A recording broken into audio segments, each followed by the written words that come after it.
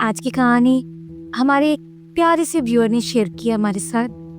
रामशरण जी एक ऐसे व्यक्ति जो नाम से ही नहीं अपने आचरण से भी रामशरण ही हैं, जिन्होंने सच में खुद को प्रभु श्री राम की शरण में समर्पित किया हुआ है। तो चलिए शुरू करते हैं आज की कहानी। कई सालों पहले की बात है। वो जमाना जब घरों की छतों पर आज जैसी ऊंची ऊंची रेलिंग नहीं हुआ करती थी। बस नीची सी मुंडेर और रात को खुले आसमान के नीचे लोग अपने परिवार के साथ वही चारपाई डालकर सो जाया करते थे। ऐसी ही एक शांत रात थी। हवा में हल्की ठंडक, दूर कई कुत्तों के भौंकने की आवाजें और छत पर सजे परिवार की नींद में डूबी जिंदगियां। रामशरण जी भी अपने परिवार के साथ गहरी नींद में थे। रात के किसी पहर, शायद 2 या 3 बजे का वक्त होगा, नींद में उन्हें प्यास लगी। आंखें पूरी खुली भी नहीं थी। आधे होश में उठे और बगल में रखे घड़ी की ओर चल दिए। पर नींद की झोंक में कदम का जरा सा संतुलन बिगड़ा और एक पल भर में वो सीधे छत से नीचे आंगन की जमीन पर आ गिरे। जमीन पर गिरने की आवाज इतनी भारी थी, पर रात गहरी थी और सब गहरी नींद में थे। रामशरण जी ने आंखें खोली। शरीर जैसे सुन्न पड़ा था। उन्होंने उठने की कोशिश की, पर हड्डियों ने साथ नहीं दिया। सांसें तेज चल रही थी। दर्द की जगह एक अजीब सी शांति थी। और फिर उन्होंने बस इतना कहा, हे राम, अगर गिराया भी है तो थाम भी तुम ही लोगे। अब मैं तुम्हारी शरण में हूँ। इतना कहकर वो वही जमीन पर लेट गए। धीरे धीरे आंखें बंद हुई और वो उसी जमीन पर प्रभु के नाम का जाप करते हुए गहरी नींद में खो गए। अब जैसे सुबह हुई, सूरज की पहली किरणों ने आंगन को छुआ ही था कि रामशरण जी की पत्नी, उनकी नींद टूटी। चारपाई पर हाथ बढ़ाया, पर रामशरण जी वहां नहीं थे। वो घबराई हुई सी घर के कोने कोने में ढूंढने लगी।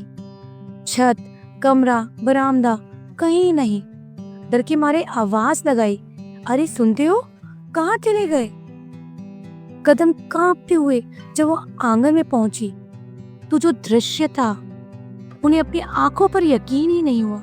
रामशरण जी वहां आंगन में शांत नींद में सोए हुए थे, ऐसे जैसे किसी ने उन्हें बड़े ही प्यार से सुला दिया हो। वो भागकर आई, हिला हिलाकर बोली, अरे ये क्या, आप यहाँ कैसे सो गए? रात को नीचे कैसे आ गए?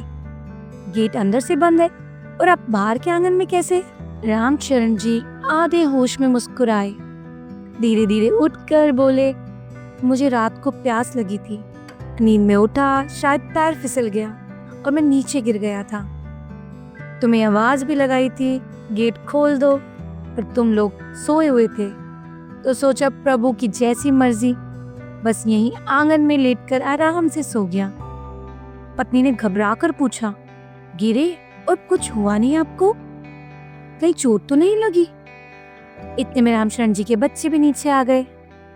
रामशरण जी ने जैसे अपनी देह को टटोला और फिर मुस्कुराकर बोले, ना दर्द, ना खरोच, ना नींद टूटी, देखो मैं बिल्कुल ठीक हूँ। वो उठे और वैसे ही सहजता से चलने लगे, जैसे कोई ताजगी से भरा नया दिन शुरू कर रहा हो। सारा परिवार हैरान। ऊंची छत से सीधे जमीन पर गिरना, वो भी बिना एक भी चोट के। भला ये मनुष्य की बात थी? आसपास में जिसको भी बताया, उन्होंने कहा, अरे कोई और होता तो जान चली जाती, या कम से कम हड्डियां तो टूट ही जाती। रामशरण जी बस मुस्कुराए। जो प्रभु के नाम में सोता है, वो उनके आंचल में ही गिरता है, क्योंकि गिराता वही है और थामता भी वही है। सच ही तो है। कभी कभी हम सोचते हैं कि हम अकेले हैं, पर वो अदृश्य शक्ति हर पल हमारे साथ होती है। हमारा हर कदम, हर सांस उसी के संरक्षण में होती है।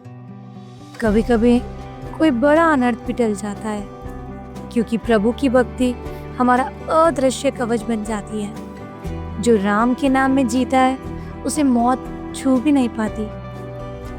विचार करने वाली बात है, कितनी बार ऐसे चमत्कार हम सभी के जीवन में घटते हैं जहाँ सब कुछ खत्म होता दिखता है पर कोई अदृश्य हाथ हमें थाम लेता है।